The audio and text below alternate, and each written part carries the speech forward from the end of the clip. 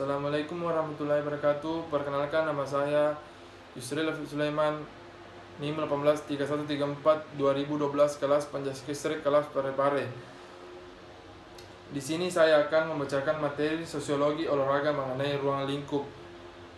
Ruang lingkup olahraga ada 3, yaitu olahraga pendidikan, olahraga rekreasi, dan olahraga prestasi. Ya, langsung saja saya akan membacakan materi olahraga pendidikan. Menurut pasal 18, olahraga pendidikan diselenggarakan sebagai bagian proses pendidikan. Olahraga pendidikan dilaksanakan baik pada jalur pendidikan formal maupun non-formal. Olahraga pendidikan pada jalur pendidikan formal dan non-formal dapat dilaksanakan secara terstruktur dan berjenjang. Olahraga pendidikan sebagaimana dimaksud pada ayat 4 dan ayat 5 dibimbing oleh guru atau dosen. Olahraga dapat dibantu oleh tenaga keolahragaan yang disiapkan di setiap satuan pendidikan. Olahraga rekreasi. Menurut pasal 19, olahraga rekreasi dilakukan sebagai proses pemulihan kembali kesehatan dan kebugaran olahraga. Olahraga rekreasi dapat dilaksanakan oleh setiap orang, satuan pendidikan, lembaga, perkumpulan, atau organisasi olahraga.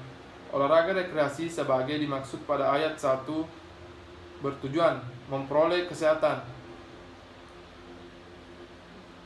kebugaran jasmani, dan kegembiraan, membangun hubungan sosial, c. melestarikan dan meningkatkan kekayaan budaya daerah dan nasional. Olahraga prestasi. Menurut pasal 20, olahraga prestasi dimaksud sebagai upaya untuk meningkatkan kemampuan dan potensi olahragawan dalam rangka meningkatkan harkat dan martabat bangsa. Olahraga prestasi dilakukan setiap orang yang memiliki bakat atau kemampuan dan potensi untuk mencapai prestasi. Olahraga prestasi dilaksanakan melalui proses pembinaan dan pengembangan secara terencana, berjenjang dan berkelanjutan dengan dukungan ilmu pengetahuan dan teknologi keolahragaan. Untuk memajukan olahraga prestasi, pemerintah daerah dapat melakukan mengembangkan perkumpulan olahraga dan pusat penelitian dan perkembangan ilmu pengetahuan dan teknologi keolahragaan. 3. Serta pembinaan olahraga prestasi. 4. Pendidikan dan pelatihan tenaga keolahragaan. 5. Prasarana dan sarana olahraga prestasi. Pengertian sosiologi. Sosiologi berasal dari bahasa Latin socius, yang artinya kawan, dan logos artinya ilmu, sehingga dapat diartikan bahwa sosiologi adalah pengetahuan tentang pertemanan dan perkawanan. Pengertian pertemanan ini selanjutnya diperluas cakupannya menjadi sekelompok manusia yang hidup bersama dalam sebuah tempat, atau bisa disebut dengan masyarakat. Dengan demikian, sosiologi diartikan sebagai pengetahuan tentang hidup bermasyarakat atau berhubungan antara masyarakat. Pengertian sosiologi menurut para ahli. Menurut Sujono, sosiologi adalah ilmu yang memusatkan perhatian dan pencarian hidup kelompok dan produk yang dihasilkan dari kehidupan kelompok itu.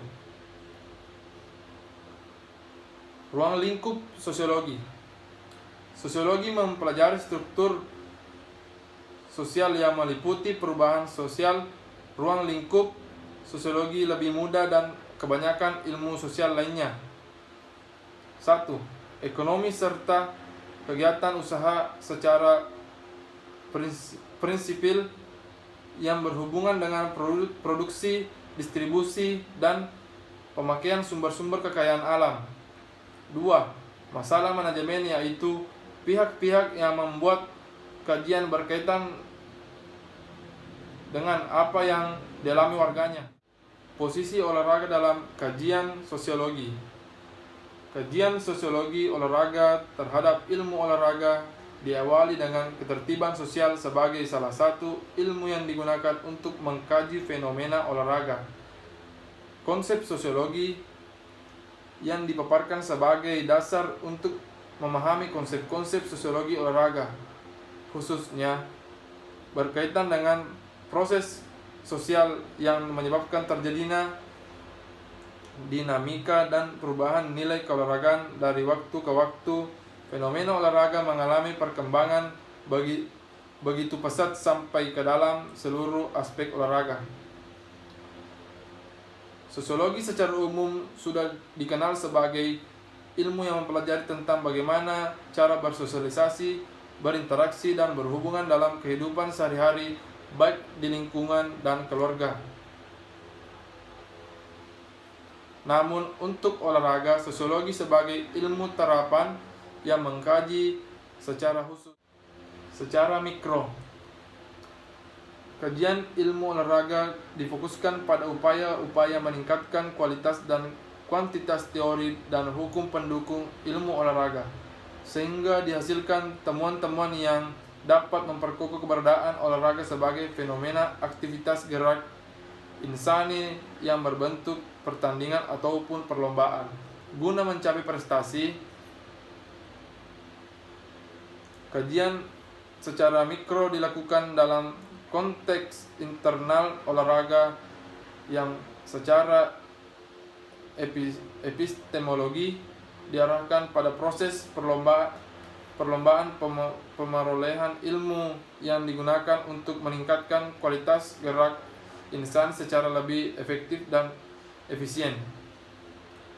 Secara makro, kajian ilmu olahraga diarahkan pada aspek fungsional kegiatan olahraga sebagai siapapun yang terlibat langsung maupun tidak langsung seperti pelaku atau atlet, penikmat atau penonton, pemerintah, dan pebisnis dan sebagainya.